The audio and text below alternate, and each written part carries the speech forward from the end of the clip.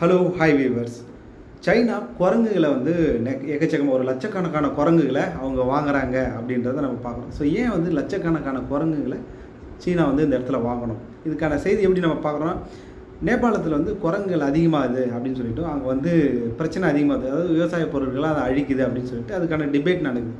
So அப்போ அதை பேசும்போது என்ன சொல்கிறாங்க அப்படின்னா, சீனா தான் நிறைய குரங்குகள்லாம் வாங்குவாங்கல்ல, அவங்கக்கிட்ட நம்ம வந்து குரங்குலாம் விற்றுலாம். அதுவும் ஒரு குரங்கு வந்து 30,000 ரூபா 50,000 ரூபாலாம் கொடுத்து வாங்கிக்கிறாங்களே, ஸோ அவங்கக்கிட்ட நாமளும் கொடுத்துடலாம் அப்படின்னு சொல்லிட்டு அங்கே பேசுகிறாங்க. ஸோ இது எப்போ நடக்குது இந்த விஷயம்? எப்போ சைனா இந்த மாதிரி 30,000 to 50,000 வரைக்கும் கொடுத்து வாங்கினாங்க அப்படின்றத நம்ம பார்க்கணும். பார்த்தா தான் ஏன் இவங்க வாங்குறாங்க அந்த அளவு அப்படின்றதையும் நம்ம பிரிச்சுக்கணும்.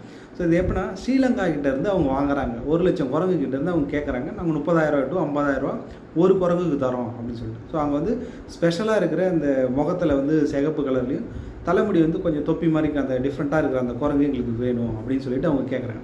ஏற்கனவே ஸ்ரீலங்கா வந்து அந்த பண நெருக்கடி அங்கே இருந்துச்சு இல்லையா? ஸோ அதே சமயம் அவங்க வந்து சீனாவுக்கும் நிறைய காசு தர வேண்டிய நிலைமையும் இருந்துச்சு. ஸோ இந்த டைமில் அவங்க என்ன சொன்னாங்கன்னா, நான் உங்ககிட்ட ஒரு ரெக்வஸ்ட்டாக கேட்குறோம் அப்படின்ற மாதிரி அவங்க கேட்டாங்க.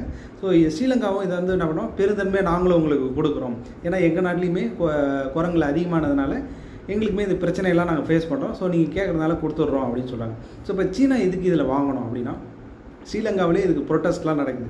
ஸோ எதனால் அவங்க வந்து இதுக்கு எதிர்ப்பு தெரிவிக்கிறாங்க ஸ்ரீலங்காவிலே பார்த்தோன்னா, அவங்க என்ன சொல்கிறாங்கன்னா, அவங்க வந்து கண்டிப்பாக இதை வந்து ஜூவில் எடுத்து போய் வச்சு வளர்க்குற மாட்டாங்க, கண்டிப்பாக இதை லேபுக்கு கொண்டு போயிடுவாங்க. ஸோ லேபுக்கு கொண்டுட்டு போய் அங்கே வந்து நிறையா வந்து இவங்க டெஸ்ட் பண்ணுறதுக்கு யூஸ் பண்ணிப்பாங்க இந்த குரங்குகளை அப்படின்னு சொல்லிட்டு தான் அவங்க வந்து போராடுறாங்க. இந்த மாதிரி அவங்க குரங்குலாம் கேட்குறாங்க அப்படின்னு சொல்லிட்டு நம்ம கொடுத்துடக்கூடாது அப்படின்னு சொல்லிட்டு அங்கே வந்து போராட்டம் நடத்துகிறாங்க. ஸோ சீனா அவங்க என்ன சொல்கிறாங்க, எங்ககிட்ட ஒரு ஆயிரக்கணக்கான ஜூ இருக்குது, நாங்கள் எல்லாத்துலேயும் அதை வந்து கொஞ்சம் கொஞ்சம் விட்டுருவோம் அப்படின்னு சொல்லி தான் அவங்க வந்து கேட்குறாங்க. இன்னொரு பக்கம் பார்த்தோன்னா, சீனாவை பொறுத்தளவுக்கு இந்த குரங்குலாம் வந்து கொஞ்சம் லக்கி அப்படின்னு சொல்லிட்டு, இல்லை ஒவ்வொரு இயருக்கும் ஒரு அனிமல்லாம் கூட வச்சு சொல்லுவாங்க இல்லையா சீனாவில். ஸோ அந்த வகையில் பார்த்தோன்னா அவங்க குரங்குகளுக்குன்னு ஒரு இயர் கூட வச்சுருக்காங்க. ஸோ அப்போ இது வந்து ஒரு லக்கியாக பார்க்குறதுனால அதை வந்து அவங்க வாங்குறாங்க அப்படின்னு சொல்லிட்டு, ஸோ ஜூவில் மட்டும்தான் நாங்கள் வச்சு நாங்கள் வந்து பார்க்க போகிறோம் அப்படின்னு சொல்லிட்டு தான் அவங்க சைடு. பட் ஆனால் இன்டெப்த்தாக வந்து இவங்க மேலே குற்றம் சாட்டுறது, இவங்க வந்து ஜூலாம் கிடையாது, லேபுக்கு எடுத்துகிட்டு போய் வேறு ஏதோ ட்ரை பண்ண போகிறாங்க சீனா அப்படின்றது தான். ஸோ நம்ம இதுலேருந்து தெரிஞ்சுக்க வேண்டியது, குரங்குகள் கூட 30,000 to 50,000 கொடுத்து வாங்குற அளவுக்கு அந்த அளவுக்கு ரெடியாக இருக்கிறாங்கன்னு பார்க்கணும். ஸோ அப்போ அதை வச்சு அவங்க எந்த அளவுக்கு என்ன பண்ண போகிறாங்க அப்படின்றதுலாம் நம்மளுக்கு தெரியாது. இதை பற்றி நியூஸ் வந்து அங்கேருந்து வெளியே இருந்தால் மட்டும்தான் நம்மளால் தெரிஞ்சிக்க முடியும்.